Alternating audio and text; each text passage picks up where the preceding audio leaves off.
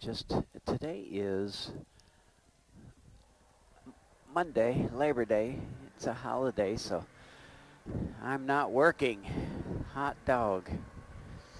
Worked all weekend.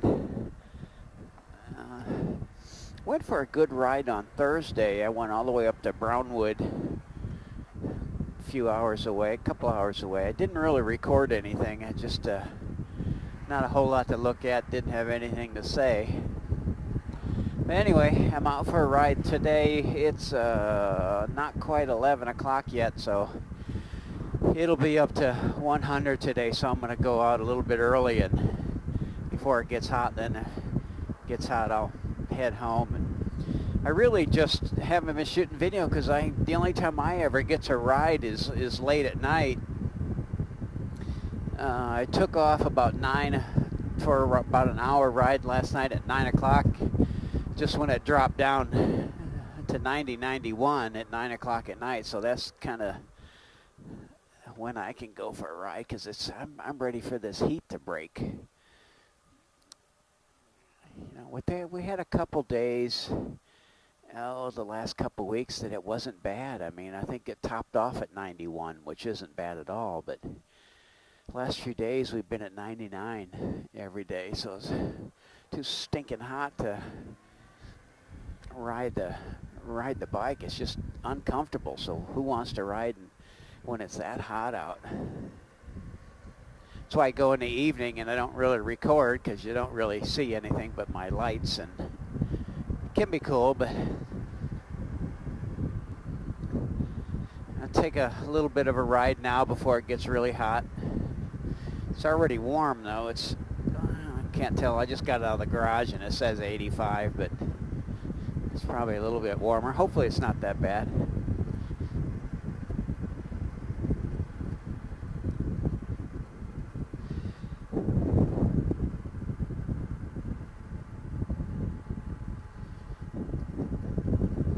Anyway, I'll turn it back on if I can think of anything else to talk about. Bye. Well, I already have my next year's trip planned for the Goldwing. I think if a lot of you watched my videos this year, that we went to Colorado, way up north, towards Wyoming, way all around Colorado, on the mountain trips and that kind of stuff. But this next year, this coming June, I want to do, I guess the first stop will be Four Corners, and then Monument Valley. Then I want to head up to Zion National Park, and then head down to the north rim of the Grand Canyon, and then zip around to the south rim of the Grand Canyon. Then there's like a road that goes all along the Grand Canyon, so I want to kind of drive that, stop along the way, get pictures, videos, that kind of good stuff. Then I want to head back down kind of in the Flagstaff and take that Highway 89A, which goes all the way, you know, through the Arizona, I guess the I don't know what they call them, but it's a scenic highway that goes into Sedona. So I want to do that, and then head home from there. But it'll be a good long trip. We did Colorado in 8 days, and we could have taken longer. Excuse me, I have to cough. Excuse me. But anyway, I want to do that trip this year. Will be fun, and we got some friends, oh gosh, that I grew up with back in Illinois, and they have a Harley touring bike, and they take one big trip every year. But he's a farmer, so I think they have to wait till August once they get all the crops in and get everything situated where they can go. So it's probably a little bit tougher time. I can't go in August just because it's a busy season starts in late August, and it's just too stinking hot here in Texas. It's just like, you know, 100 degrees, and I gotta get out before it gets that hot. So June, second, third week of June is the best time for me because it's not extremely hot here yet, and I always go out west, so I don't want to get extremely hot there. We hit some heat in New Mexico, the desert, coming back and going too, which got pretty hot, but you know, what else can you do? But anyway, that's the kind of trip I want to do this year. I want to probably see if I can do some short trips. If I can get any time off, I want to go up to Peladura Canyon up around Amarillo. There's like I guess they call it the miniature Grand Canyon. It's a big canyon cut by the Canadian River. It's supposed to be pretty cool. So I want to do a short trip like that, maybe 2 or 3 days. It'd be kind of a nice little getaway. But anyway, I really enjoy the long trips. I got this big Goldwing trike, and I don't want to, it just gets pretty old just riding around, you know, even just taking off on a highway for a couple hours. It still gets old. I love to just take off and go and not have to come back. That's the fun part for me. So anyway, I want to do some of that. I want to make that big trip again this June. I just use the trailer a couple times a year, which just works out perfect because, man, we just load it up with all our stuff, and then the riding gear can kind of stay in the tour pack and then the back trunk of the trike, so it works out really well. Now we put our suitcases, and not suitcases, but big duffel bags we load up, and computers and all that kind of crap in the trailer. I had it overloaded last year. You could see the wheels kind of bowed out just a little bit, but it worked perfect. I mean, that trailer worked perfect. Probably had too much weight in it, which I have to watch that this year. That thing pulled, I mean, this Goldwing pulls that big trailer so good you never even know it's there. This big 6-cylinder engine has no problem pulling. I can pull a car with this thing. It's just got so much power. So the trailer was nothing. I had to keep looking in my mirrors just to make sure it was still there. I didn't want to lose it. Of course, it has a safety chains, and you can lock the hitch on and I bought a key lock, so I can lock it, and that way nobody can take the trailer from the bike when we're in the hotels, that kind of thing. So anyway, that thing works so nice, and it pulls so nice you'd never know it's even on your bike. I don't have a swivel hitch on it because I have the trike, so you don't need it, but if you had a motorcycle, you'd want the swivel hitch on the trailer. Oh, nice bug. Anyway, you can see it's kind of dry here. It's September, pretty dry. Not too hot yet, but it will be. But anyway, I guess that's enough talking, and I'll talk to you guys, or maybe turn it on a bit later. Bye. Yep, there's a coyote. I don't know if I see a coyote running across the road right here. Oh, awesome. I don't usually see those out, but I saw a big coyote running across the, you know, jumping through the tall grass. Oh well, I missed it.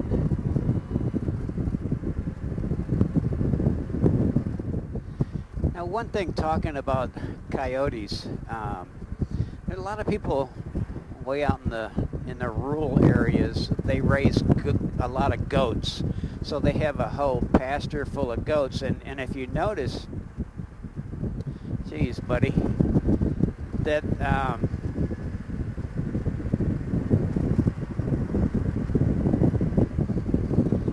with all those goats, there's always a donkey.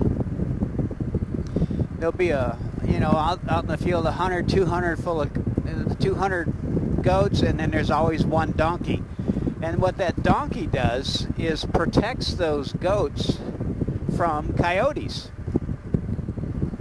when a coyote comes and threatens those goats, that donkey goes over and kicks the crap out of them, out of those coyotes. So those donkeys actually are very protective of all those goats. So they protect them from all the coyotes.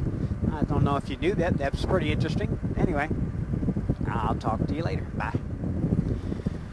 I was thinking I might jump on the Interstate 35 up here. Since it's a holiday, there probably won't be any car traffic in there. I'm hoping there won't be any truck traffic.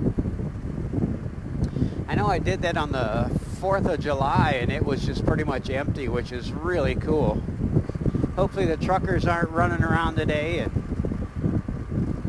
and you know, everybody's home today, so that might be kind of cool. Now, one thing I did with my helmet, since it's always so hot here,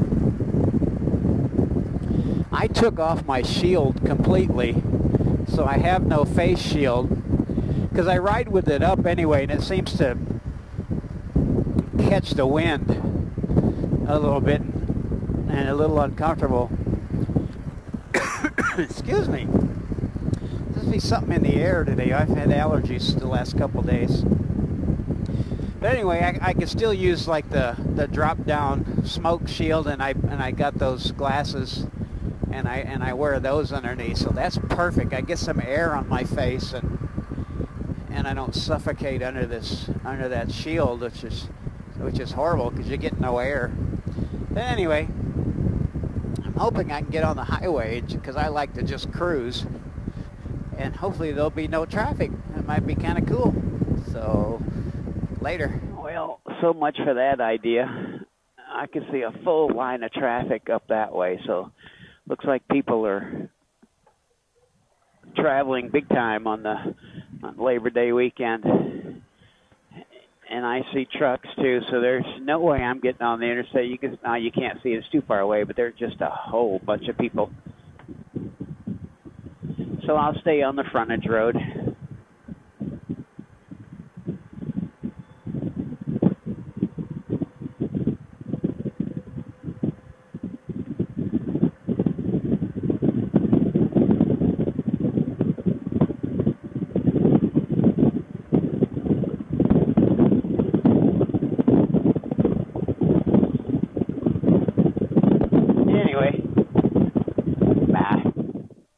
Got these roads torn up. It's all gravel.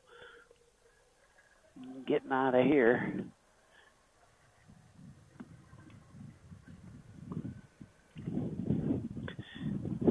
Oh, Lord, there's a couple motorcycles on 35. Well, it's not too bad. Looks like it's better coming towards Austin. God, this is terrible. We ran into this in Colorado or New Mexico or something, a mud road just like this. They had kept it watered to keep the dust down. For like 6 miles we rode on this mud dirt road that they had torn up and completely covered my trailer and the bike in mud. And I had to it was on the way, so had to ride the whole trip everything covered in mud. Anyway, I don't know why my throat is so dry when I talk. It's just like I need to cough, so I'll talk to you later. Bye. You know, I was just thinking why you probably wonder why I never get on the interstates. And I probably would, but anywhere but here. It is a common occurrence that on this interstate in the Austin area, it is typically shut down in both directions because there's always fatalities. There's so much traffic. People drive with road rage, and they end up killing themselves or other people. So it's trucks. You know, there's so many trucks. It's the only truck route. So there's it's just not. I mean, you know, when the interstate shut down, there was a wreck and somebody's dead. So it happens all the time. So I kind of stay off of it here. If I was probably out in the boonies, you know, driving to Illinois or something, it'd be fine because you know, it's just kind of out in the middle of nowhere. But this one here is the only big highway between San Antonio and Dallas. So it's probably 60% trucks, and they are the ones that are, you know, you read about it. The guy that crashed, there were some motorcycles alongside the road underneath an overpass or whatever, and I don't know if it was raining or whatever. There were a bunch of them, and they were stopped, and a guy had been driving a truck for 28 hours straight, fell asleep, creamed all of them, and drove for like a mile with the motorcycles underneath the truck, and I'm pretty sure a lot of them, some of them were killed, but you know, so I don't trust truckers at all. I've had some run-ins with them before. I mean, their lane ended, and I had traffic here, and I was in my lane, and he pushed me right off. I mean, he was coming on. He wasn't going to slow down for nothing. I couldn't move anywhere. So he would have crushed me and didn't give a damn about it. So I don't trust him at all. I don't like him, and I don't trust him, even in a car or especially on a motorcycle, because they don't seem to drive friendly. They're bigger than everybody else. They figure you get out of the way. At least that's the way they are around here. You know. So anyway, I'll get off of that rant and just enjoy my ride. Talk to you later.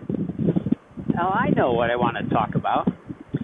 Go online and search like a San Antonio J versus Marble Falls High School football game.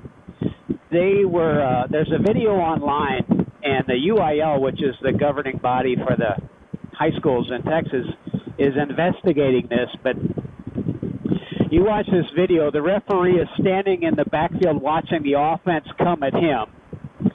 And two of the San Antonio J, one of them took off and just head down, full bore, just plowed into the back of this referee, just knocking him down. Another guy came in from the other direction while he was down and head dived him and just plowed into him again. And there's so many people calling to have these two kids expelled. And there's comments on there that these kids should never wear a uniform again, and I completely disagree with that. I think they should be wearing uniforms, but orange ones, because that was assault. They could have, I didn't hear how the referee was doing, but they could have broken his back and his neck as hard as they plowed into him. Apparently he'd made a call against them that they didn't like, and if that direction came from the coaches, those coaches should be terminated, and that entire high school program should be dissolved, and they should never be allowed to play football again, at least for the rest of the year. But search that video. You'll be shocked that what you see. You got to watch it a couple times, because I watched it the first time, and I watched him deliberately plow into the back of the referee and just kind of break his neck.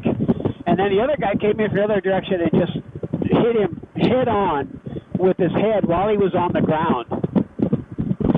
So assault charges should definitely be against those kids, expelled from school, and they should be wearing orange jumpsuits. That's how bad this is. So you got to check it out.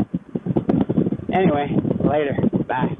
Oh, one other thing about San Antonio. I went down there, several years ago to shoot a football game.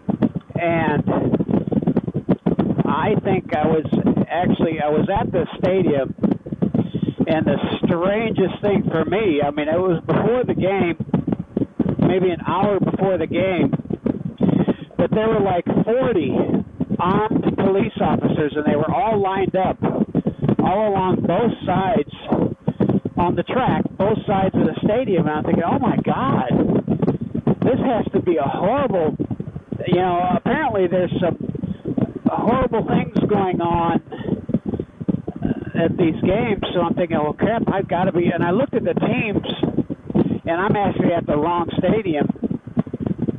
So thank God I left, because, I mean, any high school stadium that needs 40 armed police officers is not going to be a good place to be. So I actually left and found the stadium I was supposed to be at. And, of course, you know, all high school stadiums have one or two.